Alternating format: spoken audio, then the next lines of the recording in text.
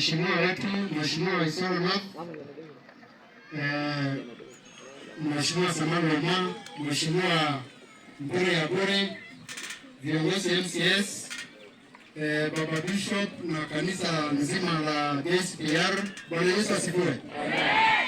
Mimi langu ni kushukuru Mungu ni kwa sababu ya siku hii nzuri ambayo ametuandalia. Ya pili ni kushukuru Bishop kwa sababu tunapata platform nzuri sana ya kutumikia Mungu. Mtu yote amekanyaga hii ardhi, nafikiri mahali atapata baraka mzuri ni wakati ambapo atatumikia Mungu. Aidha kwa kuomba ama pengine usome maandiko ama usimame kwa kazi ya Mungu jinsi ambavyo tumekuja kusimama leo.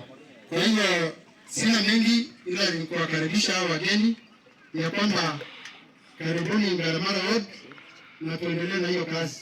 Sisi tunajua mahali ambapo chemchemi ya hiyo kazi inaanzia. Mwanza huko kwa rais wetu huko juu.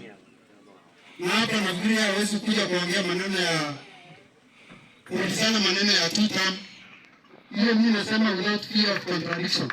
Kama kuna mtu mwingine atakuja kuulizana maneno ya two term, pengine ni group nyingine kidogo hapa ya sisi ma MCS na whatever. Lakini kuanzia rais na mheshimiwa wetu Honorable Samuel, hakuna maneno ya kuulizana maneno ya automatic. Wale machache Mungu azima abariki, azidi kuwatenda mema. Kwa majina mimi naitwa Zakaria Salata, mmoja wapo ya viongozi hapa, aspirant pia 2027. Mungu awabariki. Asante. Zakaria anasema nasi kana nasema wapi?